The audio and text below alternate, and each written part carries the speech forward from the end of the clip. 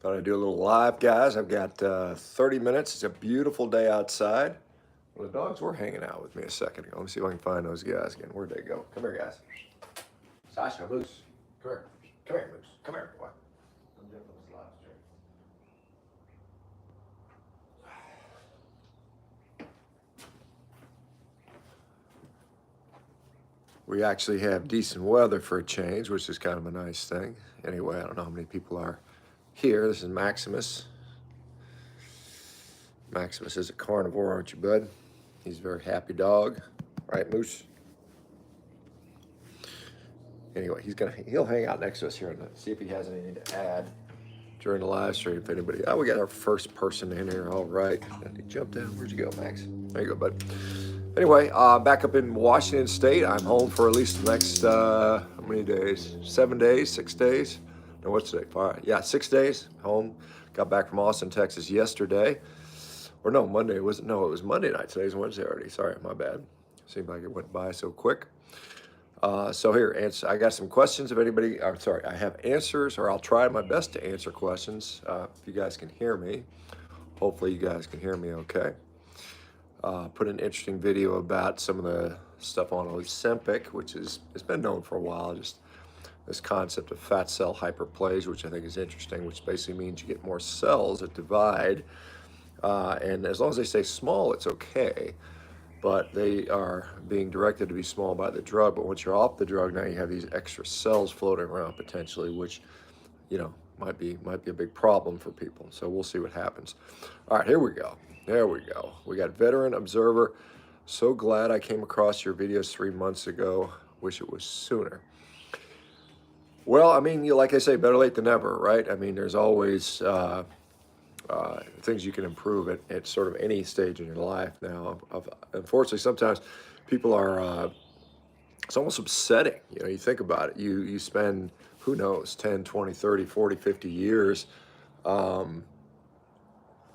being sick and being told there's nothing you can do, or here, take this pill, or take this drug, or, so on and so forth, getting shifted around. And then it's sort of often just a simple dietary change, which makes everything improve, which can be frustrating. All right, Amanda P says, hi, doctor. Hi, Amanda, how are you? We got the Zen Monkey saying, watched you a lot during the lockdowns. I was fired for not being vaccinated, was also the only employee that didn't get COVID. Yeah, it's kind of funny looking at it in retrospect. Well, it's not funny looking at it in retrospect. It's actually quite, it produces quite a bit of irritation and anger, more anger than anything. And I too was very frustrated with the way that whole sort of deal was handled. And, I was literally pretty much almost kicked off completely social media, because I just, for the act of saying, I think people should have informed consent about, about what they're going on. And so it's interesting. I know it's kind of interesting. There's a couple lawyers down in California suing several of the hospitals in California around their COVID actions. And, they've got some novel thoughts on how to approach it in the context of a certain type of fraud that was perpetrated. And the judges, 13 or 14 different judges, have agreed to see it under those, in that sort of setting, which is interesting. So it's never been applied before. So we'll see how it goes. Interesting, the lawyer is actually himself a carnivore, which I thought was kind of interesting. And he's been able to come up with this novel approach to, putting forth the lawsuits. Daniel Vitirup, greetings from Denmark. Hopefully I said that okay. Well, hopefully things are going well there in Denmark. Chan, what's up? Love you, dude. I'm not even a carnivore. I eat meat from time to time, but I love your expertise in the health and fitness world. So, yeah, it's not my goal necessarily that everybody needs to be carnivore, but I think we just need to realize that meat is indeed a very, very valuable food for us. And in fact, in some cases, it's vital. And I mean, just that, because, you see the sort of the push is to get rid of it, make people eat less of it, which is a real problem. All right, Zen Monkey's still eating veggies and rice and fruit. Well, if it's working for you, that's all I care about. Anyway, JPO, what's up, buddy? Greens from Poland. Good to see you. Adam XLG, should I avoid red meat for a while if I'm detoxing from B6? I don't even know what you mean by detoxing from. Why would you be detoxing from B6? So, not sure I even understand that. First rule of Nerd Club. Okay, I've been on carnivore for about 10 months. I'm wondering about energy. I still don't feel mentally energetic as though I would. Would you recommend any? And then I don't know what the rest of the question is. So maybe finish out your question. I can answer that. Daniel Vitira, for me, it's been a shift in mindset. Yeah. Salkus says greeting from Finland. So we've got quite a bit. I guess it's kind of a weird time. So that's why we're getting some people from different parts of the world. Nancy Gorham, actually eating a lot more lion diet than carnivore, but still loving it. Nancy Gorham. Well, I mean, yeah, that's still carnivore. I mean, lion is a subset of carnivore. I mean, if you read my book, I talk about that pretty specifically. Veteran Observer, are you a fan of pine pollen for middle-aged man? No, I don't take any of that. There's a lot of pine trees around me. There's a bunch of Douglas firs and whatnot, so maybe I can just inhale that stuff. Anything to increase mental energy. Well, I mean, you might find some level of ketosis helps with that. Let's see. Okay, Alan and Anatilla and sorry, the numbers are really small. Alan something and Antila. Is there any way to tell how far back on the Revero wait list we are? Well, I can tell you, where we're doing right now. We're rolling out in a couple states right now. So the first few states have been Florida and Texas. So if you're in either of those two states, we'll be getting to you sooner than later. The next states that'll come in will be Washington State, where I am, California, and New York. Again, we're going with the most populated states as it makes the most sense. And then we'll approach the other states from there. The earlier you came on the list, the quicker we'll get to you. Now, we have somewhere around 11,000 people on the waiting list. We've probably made it through, I don't know, the first 500 or so, giving them invites. And so we generally tend to invite, a few hundred people a week. Typically, is how that works. So we'll ramp that up. Those numbers will ramp up as we finish, sort of finishing out some of the troubleshooting. Whenever you open something new, you got to make sure everything's working like you want it to. So some of the customers have found a few software glitches, so we've been working on fixing those. And so, but probably I would say in the time frame of several weeks to a few months would be my guess for most folks. All right. All right. Is there anything that helps frontal lobe dementia? Well, other than from a nutrition standpoint, yeah, any sort of dietary intervention is going to be helpful with the central nervous system in general, whether it's dementia, like multiple sclerosis, or even things like mood disorders like depression and anxiety. Generally, a higher fat approach, carnivore, has been really effective in that. So.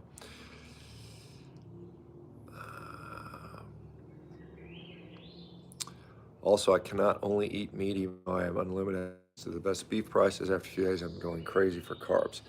Well, that's definitely a thing some people have to get through. Sometimes you have to get through it to eat enough. And it doesn't have to only be beef. It could be eggs. It could be pork. It could be other things. It can be helpful.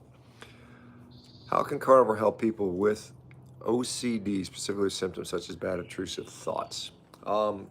I think it helps just through better nutrition, giving your brain the nutrients that it needs. Things like zinc and iron, and obviously the fat-soluble vitamins and the specific fats that are in beef, the cholesterol, the lack of inflammation that tends to occur. You don't have as much of that, and then also the glucose regulation. When you don't have these shifting sort of glucose situations, your brain tends to be more stable.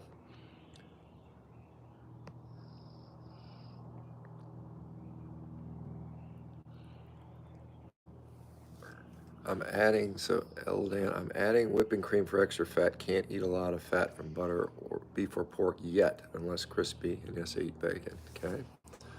Well, just be, like I said, just the one thing I would just be careful of with rendered fats and dairy fats is sometimes they have some gastrointestinal issues. And so if you're not having those, it could be useful for you. When should I take ox bile? I've heard with a meal, but I saw a video recently saying to take it 1 or 2 hours after the meal because that's when my missing gallbladder would release the bile. Well, yeah, I mean that's true in the fact that uh, your usually the sort of the time and residence of the stomach is around 3 to 4 hours. Tip for many things, for things like meat in particular. Some things get through it quicker. So I mean, from a timing standpoint, that would make sense. But what I would say is, one, even though you don't have a gallbladder, your liver's still producing just as much bile as it ever had.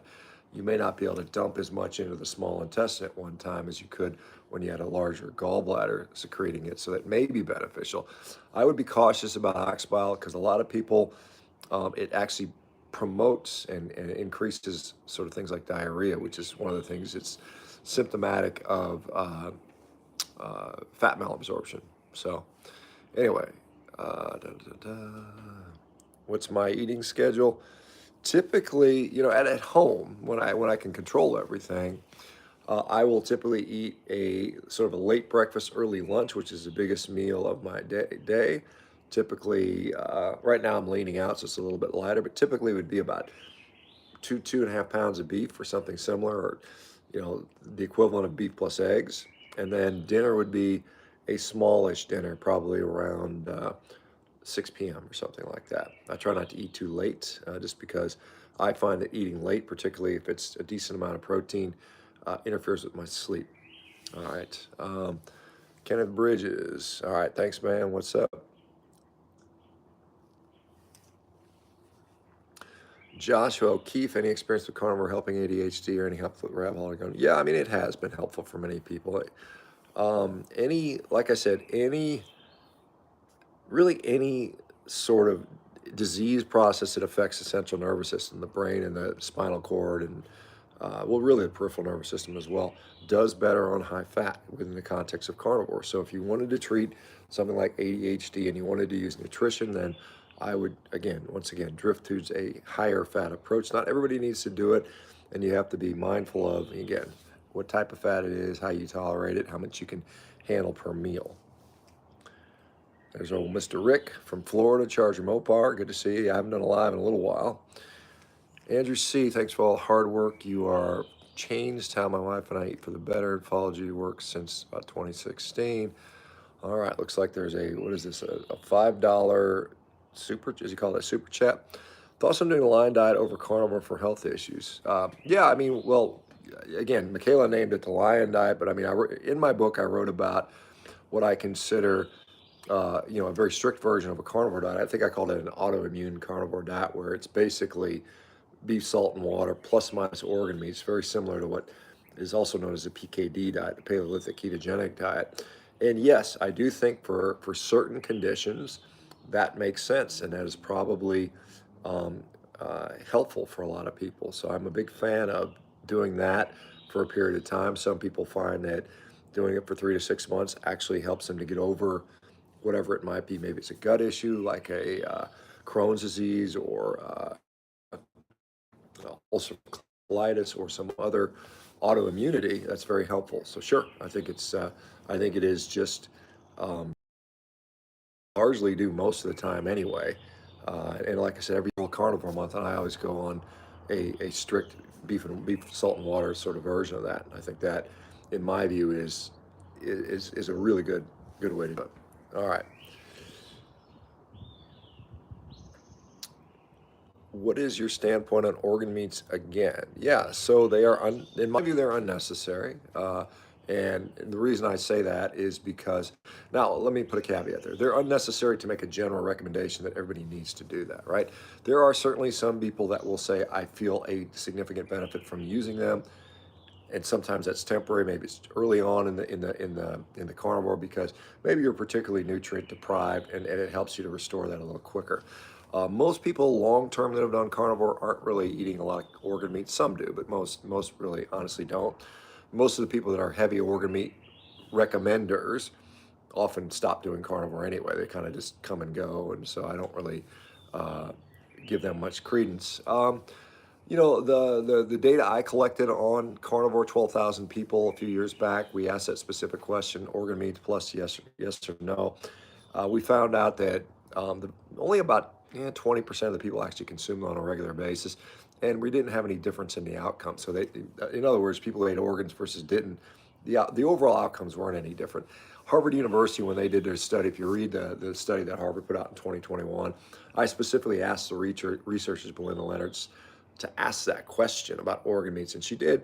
And what they wrote there was it made no difference in the outcomes. So again, if you like them, go for it. If you don't like them, you don't need to eat them. I don't think, and I will, let me put this other thing. I think it's a waste of money to buy organ meat supplements too. I mean, I think it's just overpriced nonsense, and people have been taking advantage of people's vulnerabilities and gullibilities to sell them 3,000. And the markup on that stuff's around 3,000%, just so you know. If you need organ meats, just eat the organs. Don't. Anyway, there you go. Miss Laugh-A-Lot was on the fast track to dementia until she shifted. Well, I'm glad you got better. Okay, we got Roger Bryan. Hey, Shawn, I'm currently 3 weeks on carnivore, pretty strict beef salt. Could you possibly help me? Sometimes I'll be so hungry when I finally eat. I eat a very small portion. Sometimes I'll be so hungry when I finally eat, I eat a very small portion. So I guess the question is, do you want to eat more? Is that what you're trying to say? I'm not sure what your goals are. What's stopping you from eating more? I guess would be my question. When I eat, I only eat a very small portion. Eat when, if you're worried about losing too much weight. And one of the problems that some people run into with the carnivore is under eating. Maybe they feel like they're too satiated. This is an interesting concept. So you might have to force an extra meal in there. Don't try to, if you can only eat so much so you get full, you might have to sneak an extra meal or snack in there for now.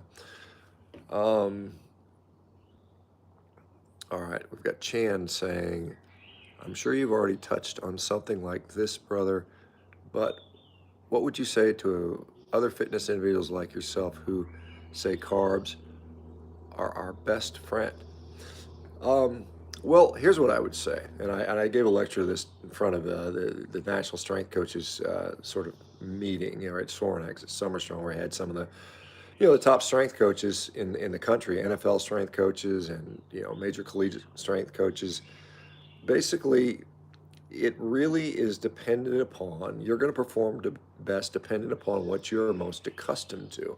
And you think about it, most of us spend, 10, 20, 30 years accustomed to consuming an omnivorous and a carb-based diet. So that's what we're metabolically adapted to.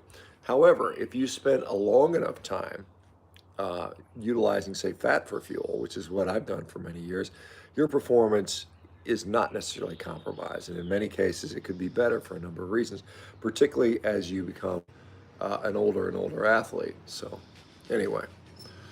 All right, guys, I got to shut this one down. I got some people just arrived at the house. It's been a pleasure talking to you guys. Hopefully that's helpful. Thanks for the super chat things. I'll try to do some more of these here in the near future if you guys want. Let me know. Take care, guys. Bye-bye.